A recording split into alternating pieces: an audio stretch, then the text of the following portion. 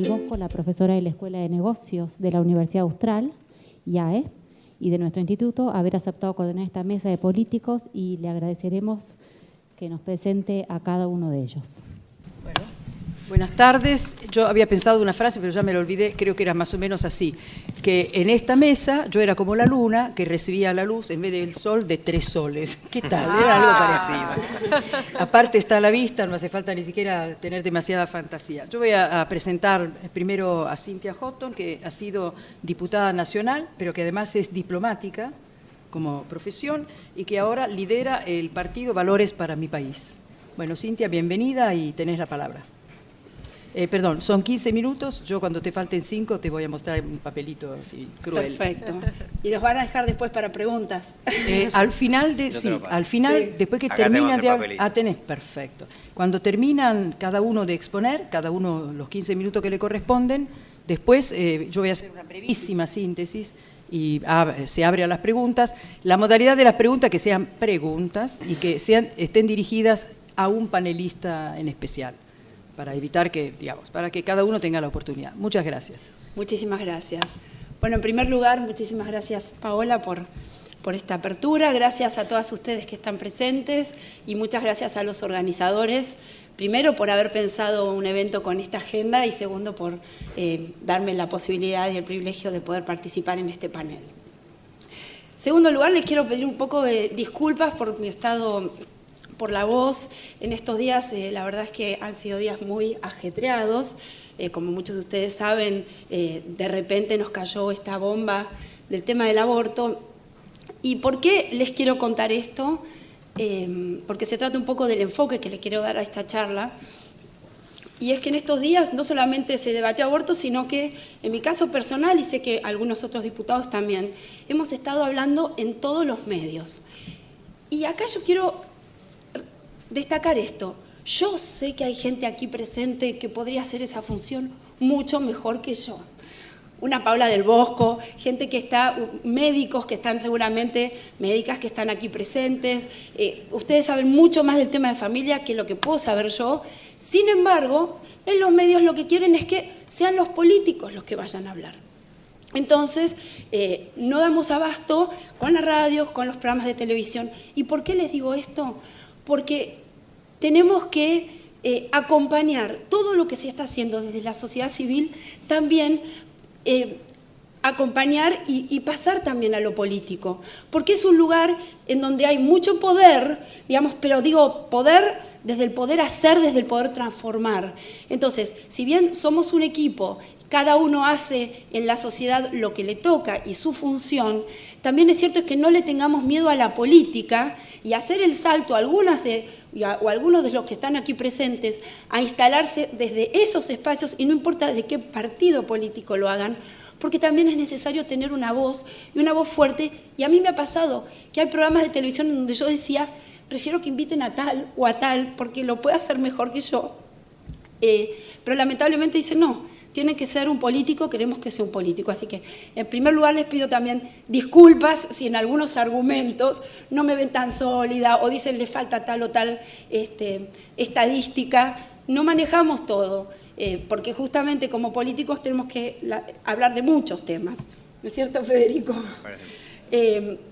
Pero agradecemos, y esto lo quiero también hacer público, el aporte de cada una de sus fundaciones y de cada una de sus instituciones, porque son, en mi caso, el material con el cual yo trabajo. Y agradezco especialmente a la Universidad Austral, aquí está el decano de la Facultad de Derecho, Jorge Albertsen. Gracias, porque siempre estuvieron aportando los mejores argumentos a favor de la familia y de la vida.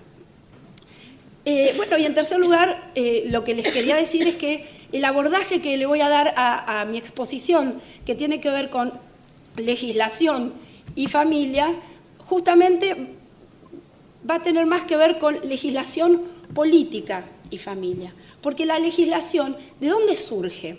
O sea, hoy en el almuerzo hablábamos con algunos de los expositores que estuvieron exponiendo esta mañana, Y lo que decíamos era, pero ¿qué pasa que no se habla, no hay una agenda de familia? Lo que hemos visto en estos últimos años, que se trató el tema del matrimonio homosexual, se está tratando aborto, el tema del cambio o la posibilidad de que se pueda elegir el apellido. O sea, digo, esos son los temas que se instalaron en la agenda legislativa. Pero todos bien sabemos que, por ejemplo, la institución de la adopción es un tema importantísimo y no crean que no hubo propuestas. Cuando en su momento yo también presenté un proyecto de adopción, habían 14 proyectos de adopción, sin embargo, no eran prioritarios. Entonces, les quiero contar rapidito cuál fue mi diagnóstico en cuanto a decir, ¿por qué tenemos esta agenda legislativa en temas que hacen a la familia y a la niñez que no tienen tanto que ver con nuestra realidad? Y lo que vi es esto.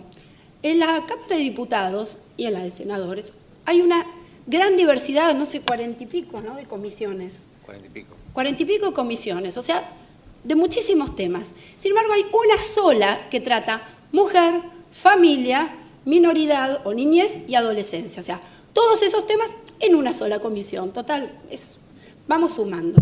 Son todos temas muy importantes. Están todos juntos. Digo, ¿a qué diputado, hombre, digamos, tiene la vocación de decir, yo voy a ir a una comisión en donde se trata el tema de mujer? A muy pocos. Federico ha estado, ¿no? Vos estuviste. Bueno, no, pero Podría haber estado. No importa, pero él siempre acompañó, con lo cual yo lo que quería era destacar, porque él siempre acompañó todo lo que tenga que ver con familia. Pero es cierto que a los hombres en general no les gusta ir a esas comisiones. Y a las mujeres que hacen política, la verdad es que justamente como tuvieron que saltar un montón de obstáculos para poder estar compitiendo de igual a igual con los hombres, la verdad es que prefieren estar instaladas en comisiones que hacen a una agenda de una mujer, bueno, que no solamente tiene que hablar de temas de mujeres, sino que se anima a la comisión de presupuesto, a la comisión de asuntos constitucionales, etc. Entonces, las mujeres que van a la comisión y que lo ven como un objetivo para ir ahí y lograr una agenda que la tienen muy en su corazón, ¿quiénes son? Normalmente son las feministas y las que promueven la agenda de género. Y son tan militantes que logran que ciertos hombres las acompañen, pero con ese compromiso nos ponemos la casaca de la agenda de género. ¿Por qué cuento esto? Porque lo viví desde adentro, en donde estando en la Comisión de Familia, yo veía ¿de qué hablábamos? De la agenda de género. Yo digo, pero ¿y la niñez? ¿Y la adolescencia? No, eso no nos interesa. Y no se metía en la agenda. Entonces, esto es para que entiendan un poco el origen de por qué ciertos temas se han tocado y otros no. Hay un proyecto de ley que es muy interesante, recién me pedían que no me olviden mencionarlo, que es la contención integral de la mujer embarazada. Y es un proyecto que tiene muchísimos votos también, así como el del aborto tiene la firma de 60 o 70 diputados, dicen ahora. Esta también creo que tiene como 30 firmas y se podría extender, pero no hay interés. Entonces, seamos un poquitito conscientes de que ahí está como la génesis de por qué en este país se debaten los temas que se debaten. Y creo que es un desafío para todos nosotros, y ya he visto en la conformación de esta última Comisión de Familia, hubo un cambio, hubo una mejoría en este sentido. Hay más gente que, ya estamos... No. Hay más gente que entendió y dice, bueno, más allá de que quizás no es prioritario ir a una comisión que trate el tema de familia, sí voy a acompañar y quiero tener mi posición y sobre todo mi firma. Porque ustedes entienden perfectamente el poder que hay no solamente en la firma, sino en dar quórum o no dar quórum. Dicho esto, como les mencionaba antes, hay muchos temas que tienen que ver con la familia y que se han tratado de debatir, como por ejemplo el tema de la adopción, que sé que a la mañana lo trataron, así que no lo vamos a desarrollar, pero es muy triste ver que la ley pero en la provincia de Buenos Aires se avanzó con una nueva ley que tiene mucho que ver con lo que los proyectos de ley estaban presentados a nivel nacional, y es acelerar el proceso para que el chico, digamos, se le siga respetando el derecho del niño a tener una familia que lo contenga y no así el derecho digamos, a suplir el deseo de los adultos. En su momento, cuando teníamos estos 14 proyectos de ley en la Cámara de Diputados y yo era vicepresidente de la Comisión de Mujer, Familia, Minoría y Adolescencia, gracias al apoyo de Federico, que me había honrado con ese cargo, me acuerdo que cuando dije hay que tratar este tema, porque hay miles de niños que están esperando una familia que los contenga, me dijeron, ¿y vos tenés previsto que adopten homosexuales? Y yo le dije, te repito el diagnóstico, hay miles de chicos que están esperando una familia que los contenga. No estoy diciendo quién puede adoptar, estoy pensando en el chico, empecemos a debatir esto. Me dijo, hasta que no se trate el tema de matrimonio homosexual, no se va a tratar adopción.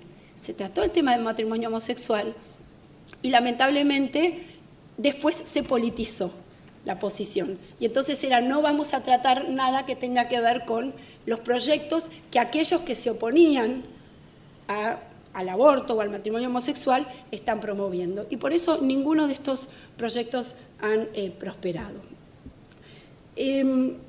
Voy a ir sintetizando porque hay algo que les quiero también transmitir y es muy importante todo lo que están haciendo ustedes desde las distintas instituciones, reitero, ONGs, universidades, centros académicos, y es que tenemos que entender que tenemos que empoderar nuestra agenda con inteligencia, con astucia.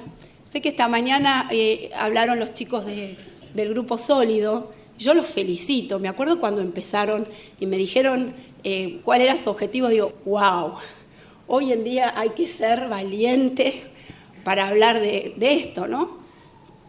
Y hay que ser valiente, pero hay que proponerlo. Y por eso con esto quiero pero hay algo que quiero mencionar, un paréntesis con el tema del aborto, simplemente para darles algunos datos o algunos argumentos adicionales que normalmente en la televisión no tenemos estos minutos. Y es la utilización de los números. Nosotros, o las estadísticas. ¿Por qué? Porque la campaña que ellos proponen es educación sexual, acceso a métodos anticonceptivos, pero al punto donde le dan más fuerza es al último y es aborto legal para no morir. Y ahí está el punto en donde esto es falso, porque no hay una correlación directa entre la legalización y la muerte materna. Si nosotros miramos las estadísticas, primero que hay 400 mujeres, más o menos, que se mueren por parto. O sea, son mujeres que van a parir y que se mueren. ¿En dónde se mueren? Eso también está en las estadísticas, en las provincias más pobres, y están detectados hasta las zonas, casi podría decir que se podrían identificar los centros de salud, en donde estas mujeres que van a parir se mueren. Las 75 o 100 muertes maternas que hoy reflexionábamos, ¿no? Me parece raro que ellas, las abortistas, lo mencionen como muerte materna, que hablan de miles y miles, porque en realidad para ellas no hubo embarazo, o sea, no hay bebé. Si justamente lo que ellas quieren decir es que no hay un bebé en la panza. Entonces digo, ¿por qué hablan de muerte materna si en realidad para ellas no fueron madres? Empecemos a retrucarles también esos argumentos o esta utilización de ciertas palabras, porque igual hablan tanto de muerte materna, pero si para ellas no tuvieron un bebé, entonces eso es muerte por aborto. Las muertes maternas son las 400 que fueron a parir y que por la pobreza, que no les hemos resuelto ese tema, se murieron. Entonces, ¿y saben algo?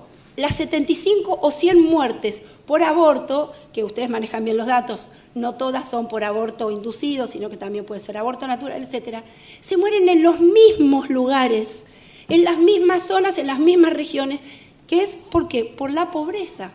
Con lo cual, si yo le legalizo a esa mujer pobre en el Chaco, en Formosa, y no voy a mencionar todas las provincias porque si no después algunos gobernadores se pueden quejar, pero digo, si nosotras a esas mujeres les legalizamos, van a terminar yendo a abortar a las mismas salitas en donde las que fueron a parir también se murieron.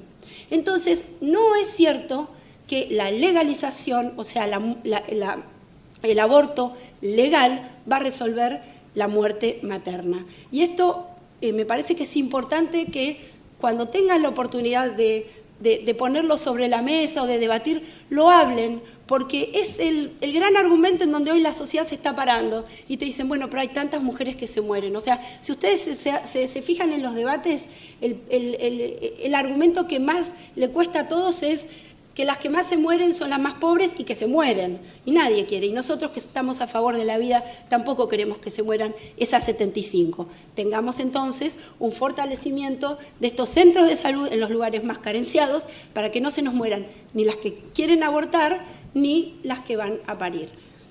Y por último, ahora sí, les cuento que armamos un grupo de gente, este espacio político que se llama Valores para mi País. No se preocupen, no quiero hacer propaganda del espacio. Pero sí les quiero decir que lo que nosotros pensábamos era que en algunos temas es importante tener una identidad bien definida, ¿no? Porque a veces en los partidos políticos uno no sabe, porque como es en este o en otros temas, hay temas de conciencia, hay una diversidad. Y está bien que así sea. Está bien que así sea, entonces en todos los partidos políticos hay una diversidad de opinión y nos parecía que era importante para algunos votantes en donde algunos de estos temas nos preocupan seriamente y queremos saber quiénes nos están representando. Bueno, dijimos vamos a armar un partido político en donde la gente en estos temas tenga muy en claro cuál es nuestra propuesta y cuál va a ser nuestra agenda y nuestra posición. Pero ¿por qué les cuento esto?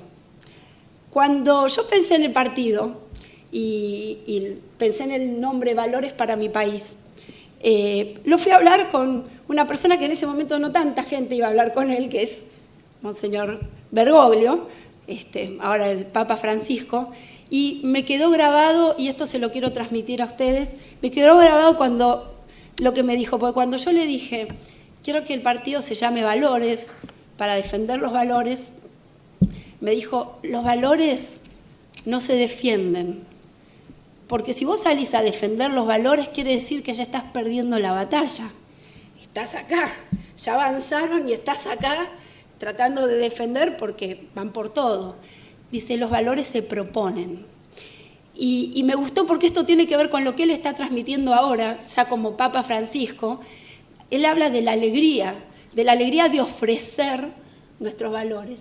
Y quiero dejarles este desafío a ustedes, así como nosotros también lo estamos viviendo, porque me parece importantísimo y es, ¿cómo vamos a hacer para que todo esto que nosotros queremos verdaderamente, en lo que creemos, cómo hacemos para ofrecerlo?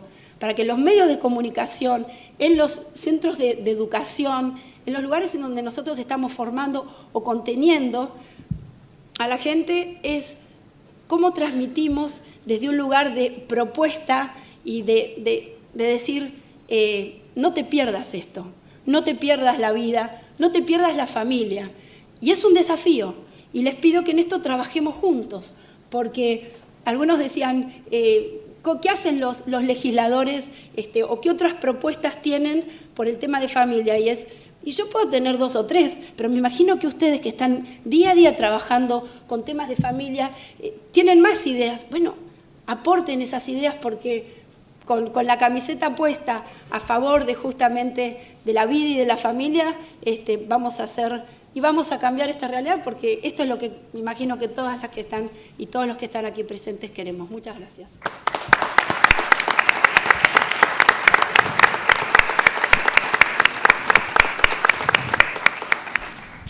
Muchísimas gracias, Cintia, por animarnos, tu exposición. Además, bueno, yo tomé nota, después voy a hacer una síntesis, pero tuvo el mérito adicional de este empuje, de pasarle la pelota a los demás o de incluirnos en el trabajo. Me parece realmente importante. Bueno, vamos ahora a escucharla, a Victoria Morales Gorreri, que iba a presentarla por lo que voy a decir al final. Ella ha sido diputada en el periodo 2007-2011 por la legislatura de la ciudad y ha renovado su banca hasta 2015, y no sabemos después, pero había trabajado antes en la Vicaría de Educación de la Arquidiócesis de Buenos Aires, es docente especial, ¿se dice? De Educación Especial, y además es mamá de 4 varones y finalmente una niña, que está ahí presente. Bueno, ahí tenés la palabra. Bueno, muchas gracias. Primero que nada, muchas gracias al Instituto, a sus autoridades y a todos por habernos invitado. Y es un placer y un honor compartir el panel con 2 personalidades como Federico y Cintia. Hablar de familia. También como Cintia pido disculpas de antemano porque no soy especialista en el tema, pero la vivo, como les contaba Paola. La vivo como mamá, la viví como hija, pero además la vivo ahora también como legisladora, en el sentido de que a partir de que en el año 2008 yo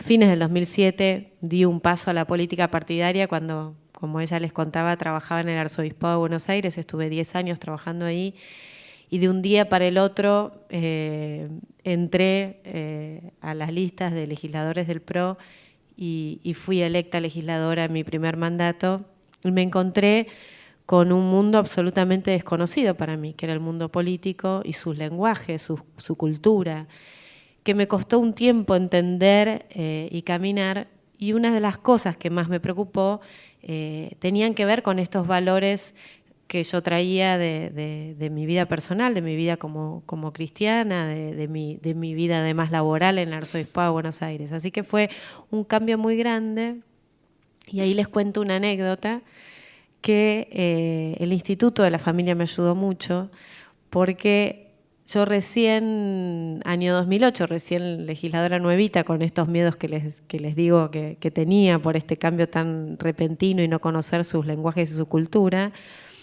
presenté un proyecto de ley en la Comisión de Educación, de la cual siempre fui miembro y ahora ya hace 2 periodos que soy presidenta de esa comisión.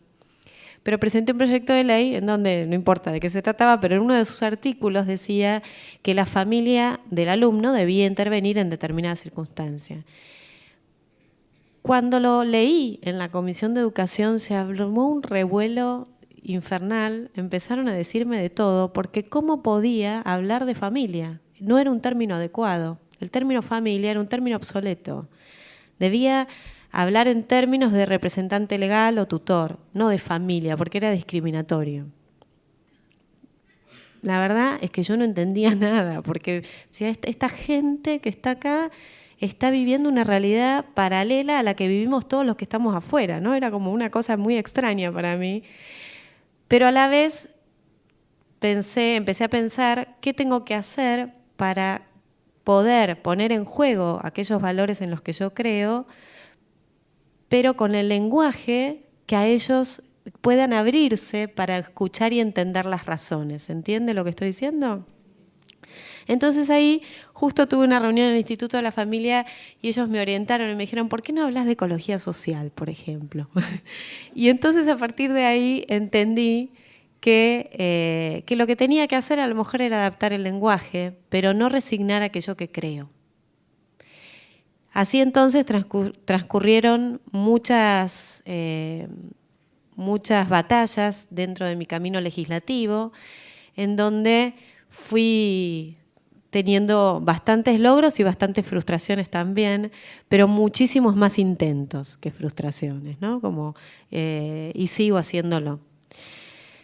Sin embargo, también en este tiempo tengo la alegría de hoy poder contarles que hay muchas iniciativas que se fueron dando tanto en el Poder Legislativo no sé si quedó claro que yo soy legisladora de la Ciudad de Buenos Aires, a diferencia de ellos que son y han sido diputados nacionales, así que les hablo un poco de la realidad de la ciudad, de la legislatura de la ciudad. A diferencia de la Cámara de Diputados, nosotros no tenemos una comisión de familia. Tenemos la Comisión de Mujer, Niñez, Adolescencia y Juventud, la Comisión de Educación, la Comisión de Promoción Social, que son las comisiones que yo siempre integré, todos los temas que tienen que ver con lo social.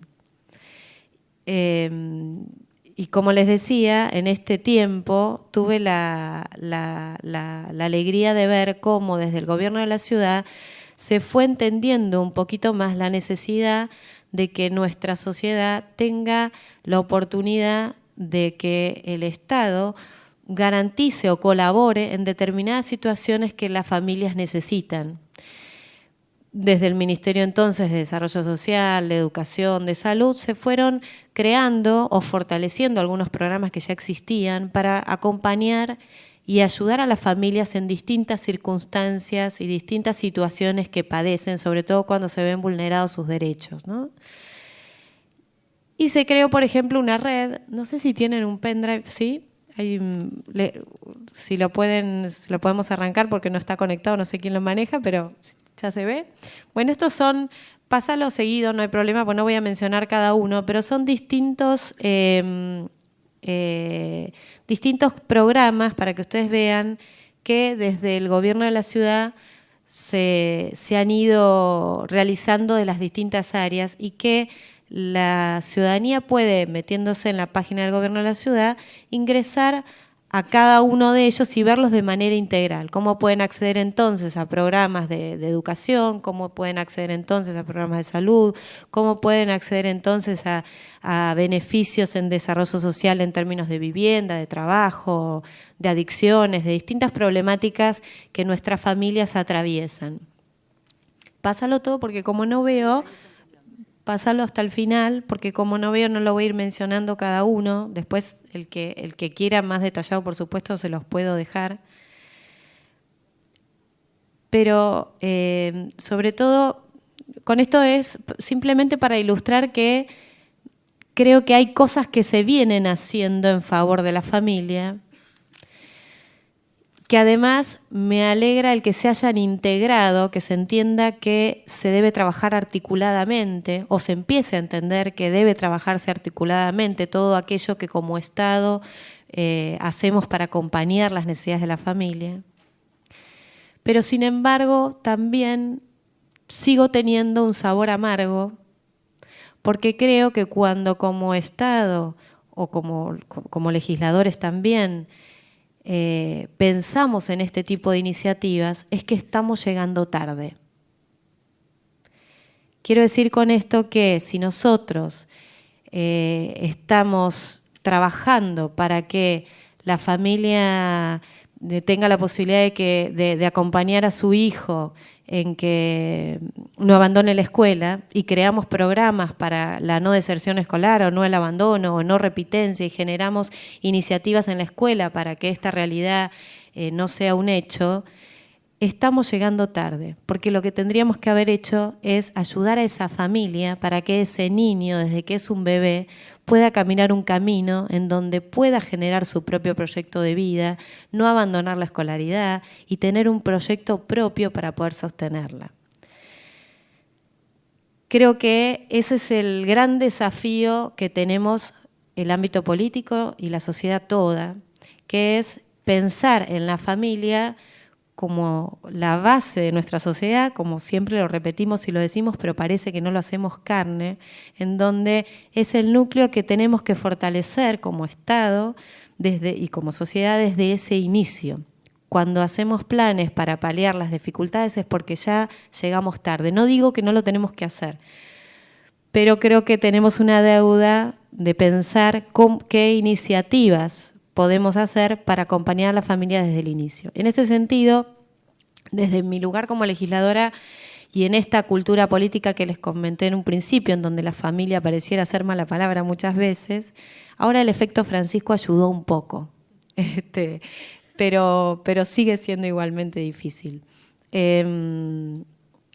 Por ejemplo, fui generando iniciativas legislativas para acompañar, por ejemplo, la ley de lactarios en los lugares de trabajo, la ley de parto respetado, iniciativas que tienen que ver con acompañar a las mujeres trabajadoras para que puedan continuar con su vida laboral, pero haciéndoles más fácil también su rol como madres y esposas, ¿no? Esto del lugar central de la mujer. Después, muchas iniciativas que tienen que ver en el área de educación para favorecer situaciones diversas que viven nuestros niños y nuestros jóvenes hoy y que desde la escuela no estaban contempladas para poder acompañar. Bueno, pero siempre me queda esta deuda de ir mucho más profundo. Creo que sería muy interesante pensar en un Estado que pueda fortalecer figuras de, a lo mejor como muchos de ustedes están estudiando, figuras como ustedes, que se fomente el acompañamiento a las familias para que puedan realmente construir ese proyecto, ¿no? Y proyectar a sus hijos para una vida plena, feliz. Recuerdo cuando estábamos debatiendo un proyecto de ley mío que era prevención de adicciones para educación, y hice una mesa con los curas villeros, con especialistas en adicciones, con las madres del Paco, y Rita, una de las mamás del Paco, me dijo... Estaba muy calladita ella, ¿no? Hablaron todos con palabras muy elocuentes con respecto al tema, y Rita interrumpió muy tímidamente y me dijo: mire, diputada, yo lo único que quiero decir es que los culpables de todo son ustedes. Y yo me dije, ¿por qué? Porque ustedes nos crearon los comedores barriales. Más me preocupé con esa afirmación. Digo, ¿pero por qué? Primero, ¿por qué somos los culpables de las adicciones? Y menos lo entendía cuando me estaba hablando de los comedores barriales. Digo, ¿pero por qué, Rita? Explícame un poco más. Y porque yo antes ponía una olla con 3 fideos en mi casa y tenía a mis hijos sentados en la mesa. Y yo podía hablar con ellos y saber qué sentían, qué les pasaba, y los podía orientar. Desde que tenemos los comedores en los barrios, la familia no se encuentra. Esas palabras de Rita me tallaron muy profundamente en mi corazón y en mi razón, y trato de siempre refrescarlo, porque creo que con su sencillez me dio una gran enseñanza, ¿no? Que es ahí, ese es el lugar. Yo no sé si ustedes saben que hoy en las villas no se construyen cocinas, ya no se construyen solo las habitaciones, las casillas no tienen cocinas, y menos que menos un comedor o una mesa. Ahí está el problema. Ese es el centro y el corazón al que tenemos que apuntar. Cuando vamos con yo sé que no les estoy dando una solución, a lo mejor eso esperaban de mí, estoy dando un diagnóstico, pero en ese diagnóstico está mi compromiso, y el de quienes seguramente sé que es así, están sentados aquí, y muchos otros que estamos en el ámbito de la política tratando de generar este cambio cultural en la política, donde la familia vuelva a ser el eje central de nuestra sociedad, no solo en términos individuales, de la importancia que tiene la familia para cada individuo, sino la importancia que tiene la familia para la nación, entendiendo la nación como un proyecto comunitario, conjunto, entre muchos, en donde yo no puedo progresar si el otro no progresa, ¿no? Ya el papel de los 5 minutos, Paola me lo pasó hace un rato, creo que hace más de 5, así que voy a terminar, pero voy al desafío también de Cintia, de alertarlos a ustedes también a que traten de involucrarse desde el lugar que sea. Si es de la política partidaria vendría muy bien, pero si no, desde el lugar que ocupen en la sociedad, ayudar a entender al mundo político de que toma las definiciones políticas como nosotros, la importancia de ir al núcleo, de ir a lo más importante, y que las legislaciones y las políticas públicas que se encaren tengan que ver con esto como moneda principal, y que a la hora de elegir a sus gobernantes también exijan la importancia de generar políticas públicas que realmente transformen, protejan y potencien a las familias argentinas. Muchas gracias.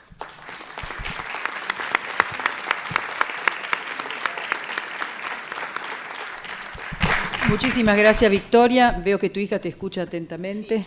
Para ir contra la corriente general que dice que las mujeres hablan mucho, ahorré un minuto con vos, así que muy bien. Bueno, muy bien. Ahora vamos a escuchar, las damas primero vieron, y ahora vamos a escuchar a Federico Pinedo, que ha sido legislador, es legislador nacional y ha empezado en el tramo 2003-2007, ¿no? Ya como legislador nacional, y bueno, sigue renovando su banca continuamente en las distintas elecciones, y leyendo su currículum quedé impresionada porque vi que es experto en temas de telecomunicaciones, de legislación sobre telecomunicaciones. ¿Qué tal? Impresionante. Es importante para estos días. Sí, claramente, tenés razón. Bueno, no te quito más tiempo, te doy la palabra. Bueno, muchas gracias. Gracias a los organizadores, invitantes. Yo quería compartir una reflexión más que nada. La familia en la historia ha tenido muchos tipos de organización. Recuerdo un libro de Federico Engels, que era quien hizo el Manifiesto Comunista con Marx. Un libro interesante que se llama El origen de la familia, la propiedad del Estado, lo leí cuando era chico. Y contaba ahí que, de acuerdo a las investigaciones, que eran bastante precarias en el siglo XIX, 1850, por ejemplo, la primera familia había sido matriarcal, y él decía que era porque se sabía quién era la madre de los chicos, pero no quién era el padre. Y entonces las madres organizaban la vida comunitaria alrededor de ellas y generaba eso cierto poder y cierta característica de organización social. Y que después vino una época paternalista de predominancia del hombre en el núcleo familiar, que Engels lo identifica con la propiedad. El hombre era el que tenía la propiedad y entonces eso le permitió imponer su poder sobre la mujer y se organizó la familia paternal o paternalista con el jefe de la familia, que un poco es lo que conocimos nosotros. No sé si ahora estamos volviendo a lo mejor a una familia más maternal. Lo cierto es que hay en la sociedad contemporánea una transformación en la organización familiar impresionante y variada, que no se puede desconocer, y eso me lleva al lindísimo cuento de Bergoglio que hizo Cintia, que es este tema de si el poder político tiene que trabajar para el deber ser, de acuerdo a cómo se lo imagine algún político, o un pacto social representado en la política, o si tiene que trabajar para el ser, para las cosas como son, más allá que las quiera mejorar y modificar en la medida posible, para bien. Y esto es importante porque me parece que el cambio que ha tenido la sociedad occidental desde la Primera Guerra en adelante es impactante. Yo creo que en la Primera Guerra, antes de la Primera Guerra, ya era como que la sociedad creía que había llegado a un punto máximo de civilización y que entonces las cosas tenían que ser como eran y como estaban en las leyes y no había otra posibilidad. Y el victorianismo en Inglaterra, por decir algo, y eso empezó a recibir ataques y ataques y ataques de gente que no estaba contenida en ese esquema o en ese diseño. Y entonces me da la impresión que de ahí para acá se han dado muchas batallas y la discusión sobre los temas de familia y de organización personal y social que se han revolucionado tanto en este tiempo, han sido muchas veces esto de unos que defienden la ley y otros que la atacan para romperla, y poco a poco, como la gota de agua en la piedra, la van atacando y al final rompiendo. Y muchos tienen la sensación, los que defienden la situación de la ley, tienen la sensación de que esta vez lo defendieron, pero que mañana me lo van a ganar. Entonces me parece que esto es como poco productivo y poco inteligente y poco veraz, ¿no? Poco profundo.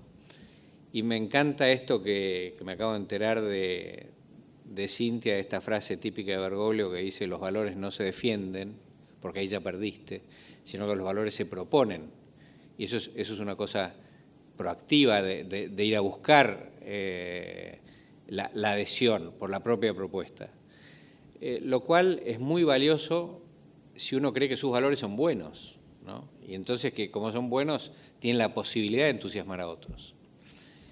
El ejercicio que creo que deberíamos hacer es, los que creemos en algunos valores que voy a definir, muy básicos, es tener una agenda propositiva en el tema que nos ocupa hoy, una agenda de familia. ¿Qué es lo que, dónde creo que hay que poner la mirada? Por lo menos es lo que yo creo. A lo mejor ustedes no están nada de acuerdo con esto, pero bueno, yo lo siento así. Me parece que hay que poner la mirada en los valores más valiosos, en lo más relevante, en lo más elemental, en lo más obvio. A mí me parece que las relaciones de familia tienen un objetivo en 3 elementos. El primero es la vida. Es indiscutible que la interacción de los 2 sexos genera vida y que por lo tanto proteger ese fenómeno de los 2 sexos y de la unión y de la generación de vida es muy importante y es una finalidad humana, indiscutible. El segundo tema, muy visible en los últimos muchos años, es el tema de que es valioso que cada persona desarrolle su potencial. Mi definición de destino es el potencial. El destino es lo máximo que uno puede hacer. Después uno cumple con su destino, no. El destino no es una cosa que viene del cielo como una maldición o una bendición, sino o una suerte o la lotería, sino que es un trabajo, es un deber de desarrollar lo máximo que uno puede hacer en cada circunstancia, que por supuesto uno nunca lo hace, pero bueno, intentarlo es valioso. Y yo creo que los hombres tenemos adentro cosas maravillosas y que por lo tanto desarrollar el potencial, sobre todo pensando en los hijos, darles las herramientas para que puedan desarrollar su potencial máximo, es algo maravilloso y que deberíamos buscar. Y el tercer tema, no menor, es el tema del amor, porque uno puede desarrollar su potencial para sí mismo, solo, ¿no? Mejorando su introspección y su clarividencia y lo que fuera. O uno puede, eso es lo que se llama inmanentismo, pero uno puede también decir, lo importante para mí es hacer lo que yo quiero, el tema de la libertad. Y entonces son caminos individuales, ¿no? Esos. Bueno, me parece que deberíamos, los que tenemos una concepción religiosa, llegar a imponer la idea, o a imponer no, a imponernos, a darnos cuenta de lo valioso de la idea de que en realidad el máximo desarrollo del propio potencial se da con el amor, que es en la relación con otro. Ayer estaba oyendo a un monje que había pasado por el hinduismo y recordaba cómo había muerto Buda trabajando en la India, el cura este. No era un cura, era un monje, no sé si es lo mismo, pero creo que no. Y entonces dice, bueno, Buda sabía que se iba a morir, se puso en posición de loto, que son los brazos así envolviendo al propio cuerpo, las piernas también, la cabeza para abajo, era una posición como fetal, de introspección, y así se murió Buda. Y entonces después él mostró una imagen, fíjense cómo murió Cristo, entonces Cristo moría con las manos abiertas. Entonces decía, lo de Buda, que no lo criticaba, es el fenómeno de la introspección, de buscar la verdad adentro, y lo de Cristo es el amor, de ofrecerse a todos. Estas imágenes son muy impactantes, Pero, bueno, por supuesto, creo que el cristianismo lo que enseña es a que la propia realización se da con el amor, con la entrega, ¿no? Así que estos tres elementos, vida, potencial y amor, me parece que son como guías de lo que debería ser una acción, incluso política, en los temas de organización social. Entonces, me parece que teniendo esto en mira se puede hacer una agenda y una propuesta, como diría Bergoglio, propositiva, valga la redundancia. Y tener una agenda interesante, apasionante, congregadora y no defensiva. Pero para eso tenemos que pensar en algunos problemas reales y pensar en qué es lo que es importante. ¿Qué es lo que es importante para nuestros hijos? Crecer en el amor, desarrollar el propio potencial, tener una formación que les permita conducirse a sí mismos, capacitarlos para la interacción social, porque todo es interacción en la vida, inculcar algunos valores que permiten la interacción social como el respeto del otro y como la libertad propia y ajena. Esto se puede dar con muchas formas de organización familiar. Y nos gusten o no nos gusten, existen.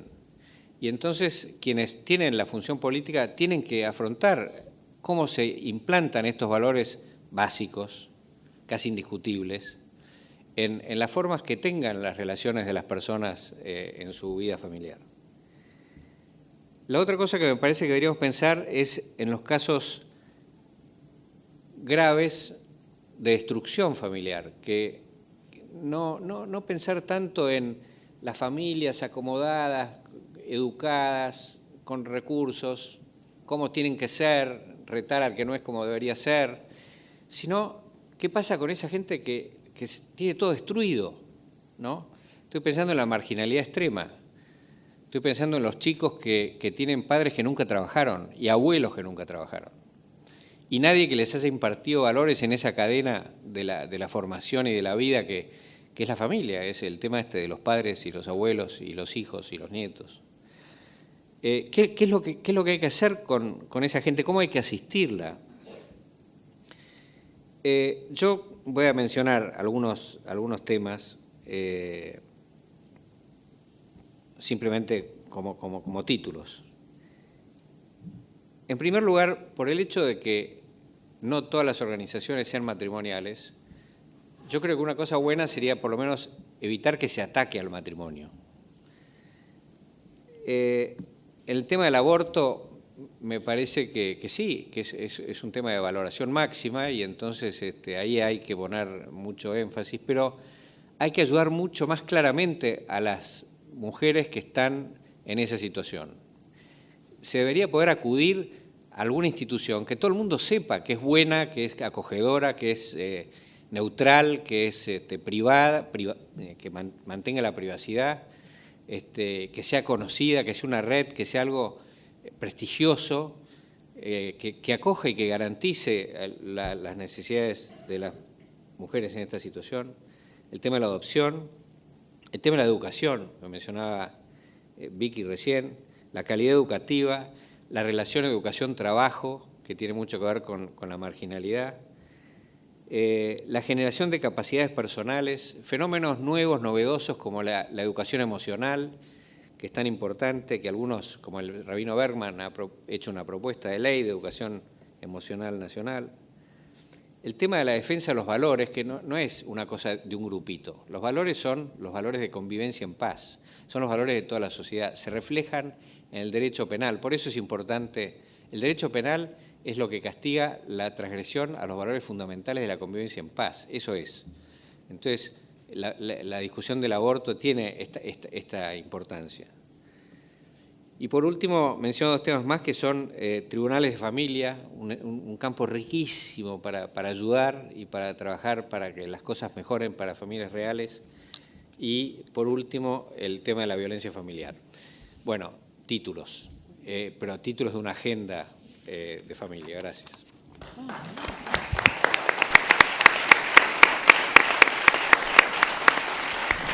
Bueno, Federico, gracias por atenerte a este drástico control del horario. Ya había preparado mi última arma, que era, y bueno, la decapitación. Claro.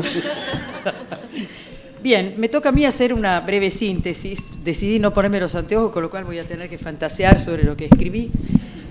Quiero poner énfasis en el hecho de que Cintia haya empezado a hablar diciendo que no es solamente tarea de los políticos defender o proponer, digamos, un tipo de vida y un tipo de relación interpersonal basado, hago eco de lo que dijo Federico, en lo que podría ser una convivencia en paz, sino que si uno atiende a la palabra de político, viene de polites y viene de polis, es decir, viene de la ciudadanía, de la condición de ciudadano. A todos nos interesa y todos estamos llamados a ser protagonistas. Me pareció muy interesante que nos lo recordaras ahora, porque de hecho gastó su voz porque nosotros no ponemos en juego la nuestra, ¿no? Pero de hecho hay mucho poder, dice ella, en la ciudadanía. Creo que empieza a despertarse, no sé si ejercemos esta presencia de una manera contundente como podríamos hacer. Hay algunos temas que ella marcó y que podrían llegar a ser preocupantes. Por ejemplo, la presencia de ciertas ideologías que atacan a la familia y que proponen, esto que se llama ideología de género, la concepción de una identidad sexual puramente, digamos, voluntaria o escogida e inclusive alterna respecto de lo que uno recibió como cuerpo, marcado por una identidad sexual. Pero esta que se llama ideología de género, en el fondo, bueno, esto acá me sale lo filosófico, responde a una visión de la realidad, de una realidad que no tiene un orden propio, donde el orden siempre es impuesto por alguna forma de poder y trata de ser desmantelado por una forma alternativa. Así que se entiende como muchas veces en estos espacios donde se deciden las leyes, se filtre este intento de imposición de una forma alternativa de poder, cuando en realidad podríamos mirar a la realidad y descubrir que tiene ciertos rasgos constantes que, como dice el sociólogo José Pérez Adán, van más allá de las culturas, van más allá de los tiempos, sino que son rasgos permanentes, con modificaciones a lo largo del tiempo. Es interesante ver cómo lo ideológico ha tapado temas tan importantes como el de la adopción, distorsionando, creo yo, lo que es una actitud muy sana de la sociedad que hace que reemplace el padre y la madre a los chicos que por X razones no lo tienen, y no tanto utilizar al niño como si se tratara justamente de la respuesta al deseo de la paternidad y de la maternidad. Me parece que es un cambio de óptica realmente muy importante. Me gustó que dijera empoderar la agenda, creo que nosotros somos parte de eso, y la alusión de que no se corresponde la disminución de las muertes maternas o de mujeres en edad fértil con la legalización del aborto, se hace eco de un estudio muy minucioso y muy interesante del médico chileno Elard Koch, creo que dicen, o Koch, como lo quieran pronunciar, que hace estudios estadísticos y demuestra que la disminución de las muertes maternas se corresponde con el cuidado médico del embarazo desde su comienzo. Es decir, si las mujeres acuden a centros de salud desde que descubren estar embarazadas y realizan su parto cuidados por médicos y enfermeros, drásticamente baja el número de muertes maternas, con lo cual habría que, no sé cómo decir, proponer estos otros números a los números ideologizados, que como nos han dicho algunos abortistas cuando han cambiado de bando, le añaden unos ceros sin demasiada preocupación, ¿no? Por ejemplo, muchas veces acá se habla de 500.000 de muertes maternas por aborto, y bueno, y la verdad que no se corresponde en absoluto con la realidad. En el caso de Victoria nos hizo acordar que hubo propuestas concretas, algunas muy interesantes, respecto, por ejemplo, de establecer que haya lactarios en el lugar de trabajo para que la madre que acaba de tener familia no tenga que interrumpir la lactancia natural, que es tan importante desde el punto de vista nutritivo, nutricional, también desde el punto de vista de todo el traspaso de anticuerpos y seguramente desde el punto de vista vincular. Eso sería muy interesante. Y también la defensa de la familia, que encuentra de nuevo una oposición ideológica, porque sería interesante estudiar, digamos, los estudios antropológicos de distintos lugares para descubrir cómo siempre en toda sociedad existe una estructura familiar generalmente bastante parecida. Habría que ver una madre con un chico alzado, y ustedes si la vieran de distintos colores de piel o distintos atuendos, etcétera, descubrirían que hay un gesto siempre igual, ¿no? Así que me da la impresión que lo ideológico nos tapa la visión en vez de abrirle y mostrarnos lo que tiene que mostrarnos. También me parece interesante rescatar, todo me parece interesante, quiero decir, dado los pocos minutos, rescato lo máximo, la idea de utilizar un lenguaje apropiado, porque muchas veces resulta que en ese debate áspero son las palabras las que nos hacen a veces tropezar. Nosotros estamos muy convencidos de estar hablando de algo concreto y que es compartido, y a veces, no sé cómo decir, en este caso es una prudencia, debería sugerirnos los términos que no sean directamente rechazados, donde el rechazo resultaría más bien un error de parte de la persona que piensa distinto. Así que el cuidado del lenguaje, que no sea polémico, buscar todo lo que no puede, lo que representa un valor también para ellos, como el tema de la ecología, también de lo natural, porque hay como una vuelta natural, me parece que es una delicadeza muy importante. Y quiero cerrar un poco esta brevísima síntesis recordando esa cosa que también ella insistió en decir, que muchas veces se llega tarde, que hay que anticiparse con iniciativas, en vez de, digamos, poner un parche en un problema que ya ocurrió y que a veces realmente resulta muy difícil resolver. Si nosotros somos ciudadanos atentos y protagonistas, probablemente tengamos más ideas como para tener iniciativas y no llegar siempre tarde. Y curiosamente, el episodio que ella relató respecto de Rita, una de las madres de Paco, de que había desaparecido la instancia donde los chicos, la madre, el padre, eventualmente hablan, se ven las caras, descubren en qué estado de ánimo se encuentran, y que están construyendo casas sin eso, es como decir que están construyendo casas sin hogar, en el sentido tanto literal como metafórico del término, ¿no? Casas donde le falta este núcleo que es de calor, de nutrición, en lo material y en lo emocional y espiritual. Finalmente, las palabras de Federico han vuelto a la historia. Sí, efectivamente, Engels dice que matrimonio y patrimonio se corresponden. Hay una cuestión, digamos, muy estricta. Creo que está hablando de la familia burguesa, en donde inclusive había alianzas matrimoniales en base a la preservación o al incremento del patrimonio.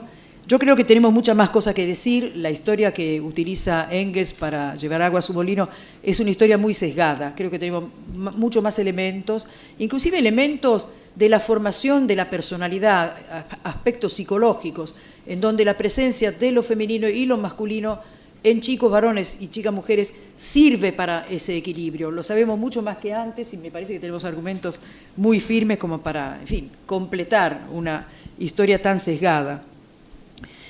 El poder político diagnostica lo que hay, efectivamente, y además tiene que ponerse de acuerdo con los demás. Y la idea propositiva de los valores es descubrir cuáles bienes, cuáles conductas buenas realmente nos convienen a todos. Es muy difícil que alguien diga que prefiere una situación de conflicto, que lo diga, a veces la produce, pero es difícil que defienda la idea de que es bueno el conflicto, es buena la pelea, es buena la división. Lo hacen, pero es dificilísimo que lleguen a decirlo, porque es tan contrario a la experiencia humana que en eso podríamos encontrar confluencia. Cuando dijiste algo que sirva para la convivencia en paz, yo creo que ahí mencionaste una forma de vida que es valiosa para todos, donde es difícil que haya alguien en contra, o si lo hubiese, que seres humanos hay que piensen todo lo que se les puede ocurrir y mucho más, sin embargo quedarían de alguna manera fuera de este contexto plural donde queremos estar.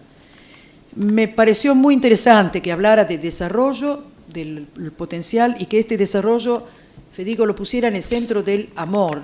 Esta palabra que, en fin, parecería fuera de lugar en un ámbito político, y sin embargo, donde el ámbito es humano, sí tiene su casa, el tema del amor, porque realmente es aquello que más compartimos, y es aquello por lo cual más luchamos, y lo que más necesitamos. Realmente si hubiese canales apropiados, por ejemplo, de educación, que acostumbren las nuevas generaciones y recuerden a las anteriores la importancia de que sea posible el amor entre las personas, cuyo grado cero es el respeto, empezando por el respeto recíproco, el resultado podría ser no solamente lo que hay, sino algo mucho mejor. Uno lo ve en pequeñas porciones, ¿no?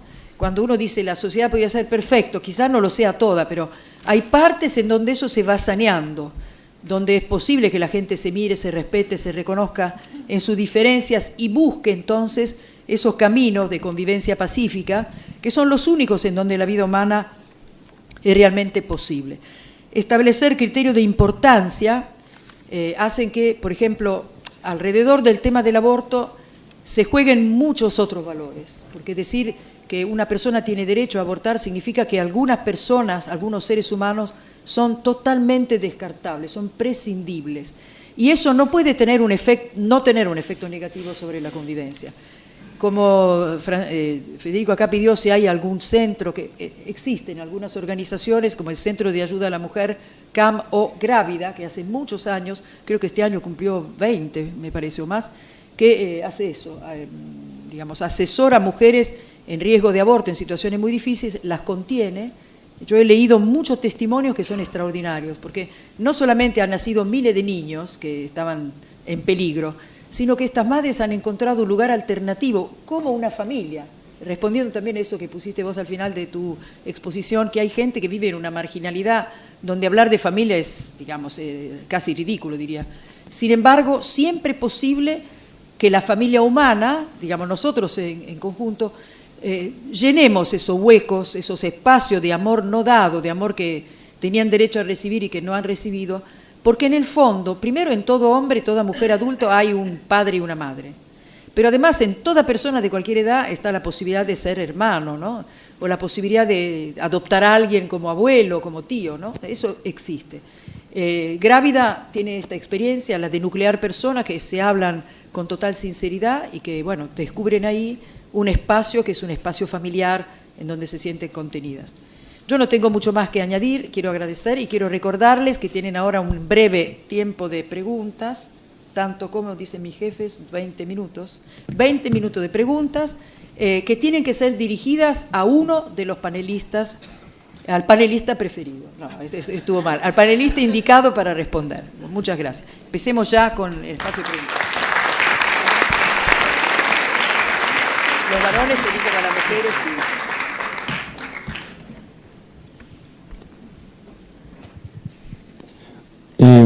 Hola, ¿qué tal?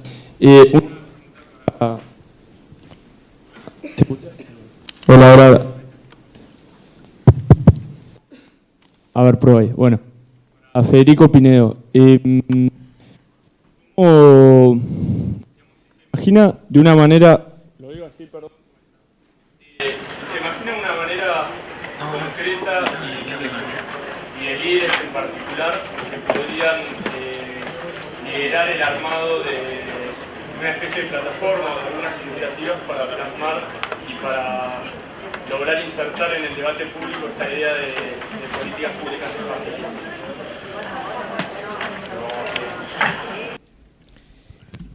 Yo creo que es una tarea de... Uno siempre primero piensa con la cabeza, ¿no? Así que en ese caso debería ser una tarea intelectual. Pero me acuerdo siempre una frase de unos indios norteamericanos que cuando un blanco les explicaba que se pensaba con la cabeza, decía, pues ustedes están locos, se piensa con el corazón, decía el indio, ¿no? Así que primero supongo que hay que pensar con el corazón, pero bueno, uno piensa primero con la cabeza, hay que pensar con las dos cosas. Y primero me parece a mí estar de acuerdo en qué es lo que hay que promover. Yo hago esa sugerencia, hay que promover la vida, hay que promover el desarrollo pleno de las capacidades, hay que promover el amor. Pero bueno, si otras creen que hay que proponer otras cosas, y a partir de ahí me parece que hay que empezar a ver cuáles son las políticas concretas frente a los problemas reales que van en el camino de esos tres valores. Esa es mi propuesta, pero me parece que no es un tema de los políticos, sino de alguien que ponga... de sectores como los de ustedes, que trabajan en estos temas, que les interesan estos temas, o sectores universitarios o lo que fuera, que pongan primero arriba los valores y de ahí vayan sacando políticas prácticas, que no es tan difícil.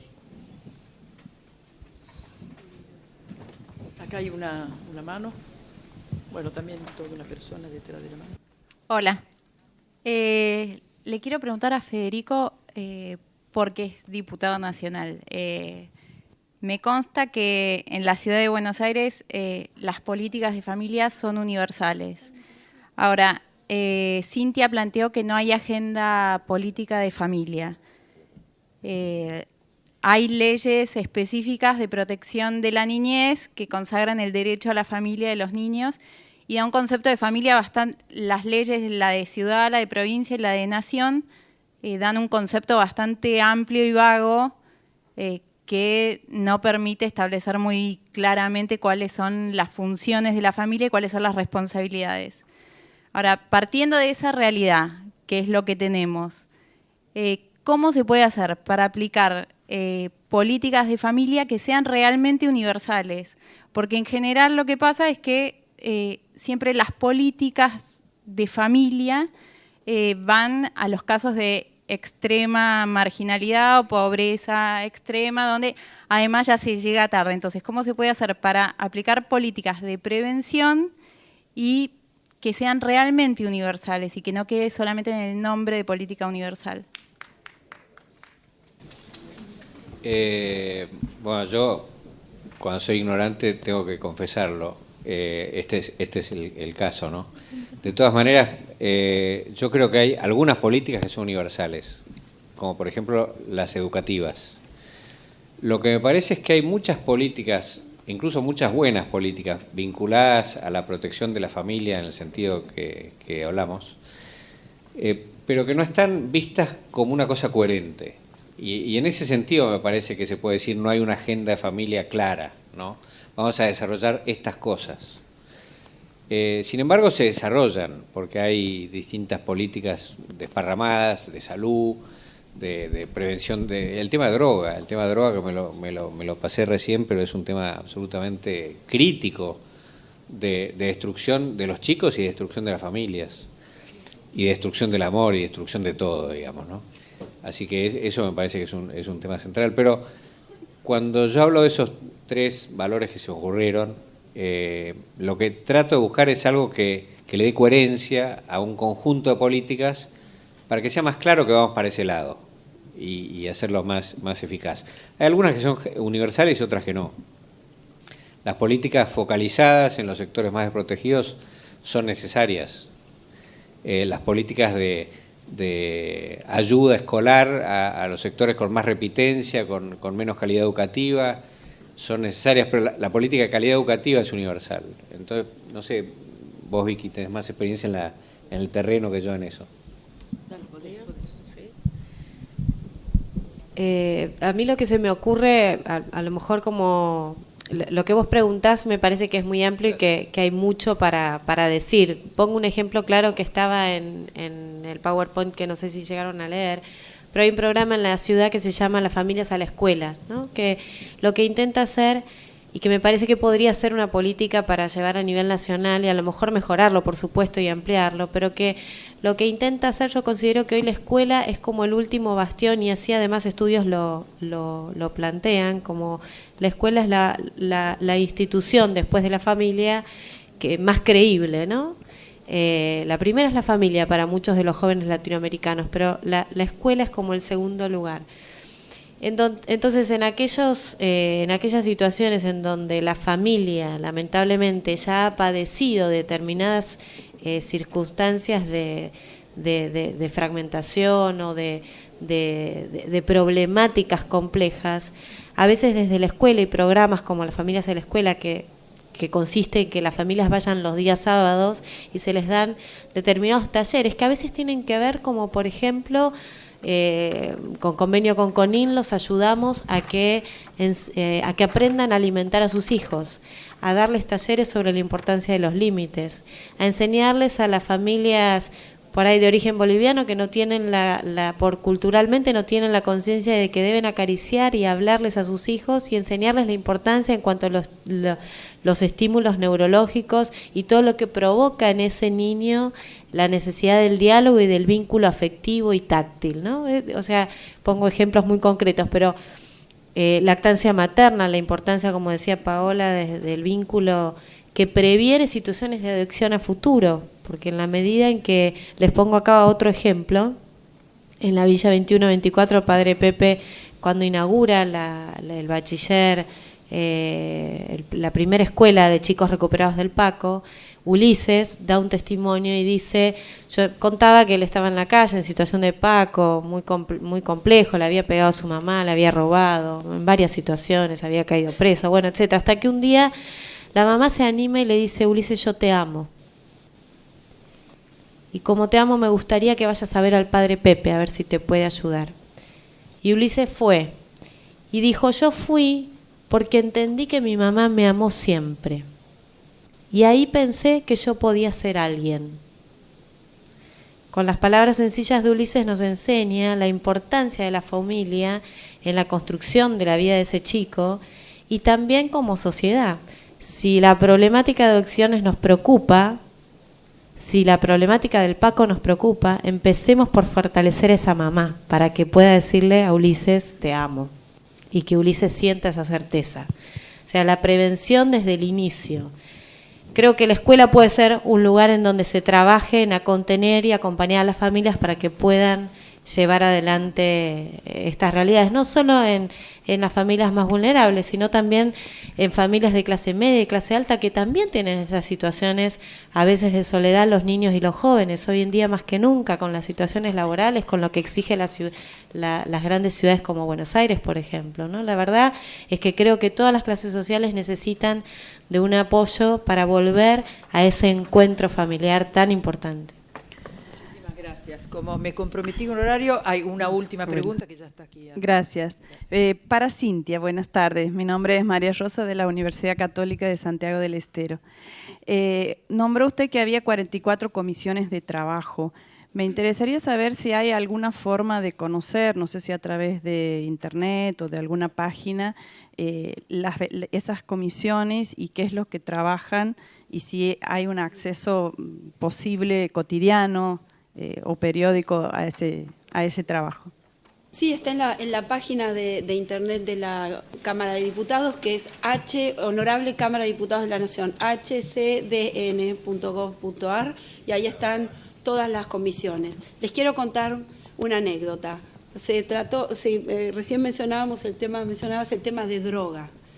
En la comisión de Mujer, Familia, Minoridad y Adolescencia, yo planteé, junto con otros diputados, vamos a tratar la problemática de la droga. ¿Y qué me dijeron aquellas, que están con la agenda de género? Y esto no tiene que ver con nuestra comisión, porque hay una comisión, que es de prevención del narcotráfico. Yo digo, ok, también tiene que ver con la prevención del narcotráfico, pero tiene que ver con las familias, tiene que ver con la adolescencia. No, esos temas, no estaba, esa mirada justamente hacia la contención de la familia. Y aprovecho que me habilitaste a hablar, porque uno siempre va anotando varias ideas. Primero hay algo que es increíble, ¿no? Y es que hoy perdimos el concepto de responsabilidad. Hoy nadie tiene responsabilidad de nada y pareciera que los padres tampoco, o sea, todos, ¿no? Y nadie va por las responsabilidades. Así que en este sentido yo quiero destacar el trabajo, porque vi que esta mañana expuso Adrián del Asta, ¿no?, del proyecto Padres, y me parece fantástico, porque tenemos que también empezar a instalar esto, es decir, como padres, o sea, traemos una vida al mundo y somos responsables. Hoy en día, por ejemplo, el tema de todos los delitos por Internet, en donde nuestros hijos están expuestos, hay una responsabilidad por parte de los padres. El bullying, el grooming también, que es esto de un acoso sexual en las redes sociales. O sea, ¿qué estamos haciendo como padres? ¿Dónde está la computadora? ¿Cuánto tiempo están con la computadora los chicos? Pensemos, y en esto de ser creativos, cuando vos mencionaste, yo no sabía que en las viviendas precarias o ya directamente no hay comedor, aunque sea una mesa. Yo digo, como política pública, si hay un plan de viviendas, tendríamos que pensar, por ejemplo, si estos son los valores, es decir, que la cocina y el comedor sean grandes y que quizás las piezas sean bastante chiquititas para que no puedan estar con la computadora ahí adentro, sino que el televisor y la computadora estén en un espacio común. Pero hasta en eso tenemos que pensar. seamos creativos. Esto es también lo fantástico de interactuar con distintas ideas, porque todos nos nutrimos. Y como les decía antes, tenemos que ser creativos para que nuestros valores, los valores de la mayoría, los podamos proponer en forma positiva. Y termino, les quiero contar solo 3 ejemplos de gente que desde distintos lugares para mí son un ejemplo de creatividad. Una es los chicos de Frente Joven, no sé si aquí hay alguno. La otra vez estuve en un programa de televisión y estaba debatiendo, lo cuento rapidito porque así no me llevo mucho tiempo, tenía otra chica de Frente Joven en un programa de televisión, ahí estaban las abortistas, aquí estábamos las defensoras de la vida, y en un momento en el programa ella saca una foto y las que estaban enfrente pensaron, no, esto no. Y claro, yo dije, ay, sacó una foto con un bebé descuartizado y hoy en día esto, digamos, en comunicación no es favorable. Entonces yo le dije, escondela, sacala, por favor. Y me dice, no, pero tengo un bebé, me decía ella. Entonces miré la foto y era un bebé. ¿Saben algo? El otro día, en la comisión, cuando se debatió aborto, de nuevo, detrás mío, los chicos de Frente Joven sacaron las fotos de los bebés. No les puedo explicar el caos enfrente de las promotoras del aborto. Pero era, saquen eso, escondan eso. Y eran fotos de bebés. Entonces digo, qué inteligentes, porque lo único que estaban mostrando era la vida. Esto es lo que digo, tenemos que proponer la vida. Eran bebés. Eso por un lado. Después, tengo una amiga que es mediadora de familia y me dijo, ¿sabes por qué quiero ir a ese lugar? Porque hay muchos que van directamente a divorciarse. ¿Sabes por qué? Porque quizás nunca escucharon el concepto de que no se ponga el sol sobre vuestro enojo, ¿no? O sea, hay gente que quizás no conoce otro camino. Ella está ahí y me dice, vos no sabés las reconciliaciones que estoy logrando simplemente porque les hago ver al matrimonio o a la pareja desde otro lugar y lo descubren y lo van trabajando.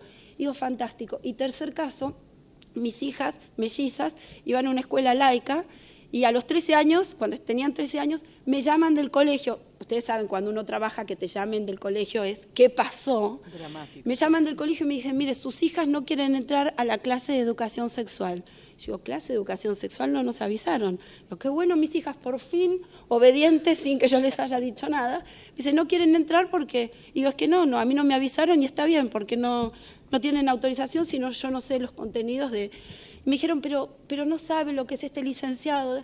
Bueno, digo, primero quiero yo tener una entrevista con el licenciado, porque no reniego de la educación sexual, pero quiero saber qué educación sexual le van a dar. Cuando lo conocí, yo no lo podía creer. Un católico comprometido, psicólogo, y estaba en un colegio laico, dando educación sexual. Y yo digo, pero... Qué increíble, qué sorpresa, qué buena sorpresa. Digo, ¿qué hace este acá? Y me dice, ¿qué hago acá? Y le tomé el espacio a otros que le iban a enseñar sobre todos los géneros y todo. Y yo estoy acá para, desde este lugar que me dan, enseñar cómo tener una buena educación sexual desde el amor, desde la protección.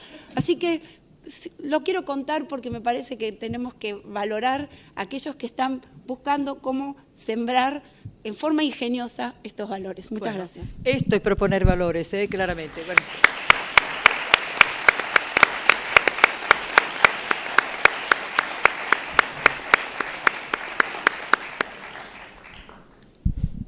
No sé, me hicieron una seña como en televisión que te dicen algo. Que hay una tanda. Había una pregunta, perdón, no quiero ser tan cruel, yo no soy la dueña del tiempo. ¿Alguien ahí de mayor autoridad dice que sí? No es una pregunta, es una propuesta a los diputados, tomándolo de la mañana y tomándolo de la tarde. Comisión de Familia, Mujer, Niñez, Adolescencia. Ahí está faltando papá. ¿Por qué los diputados no proponen incorporar a esa Comisión de Familia madre, padre, niñez, adolescencia?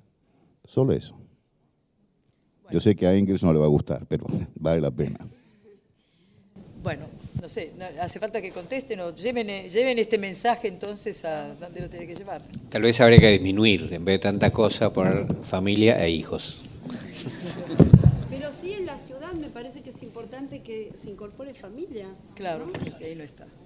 Bueno, muchísimas gracias a los 3 que nos han dado su tiempo, su voz, su corazón.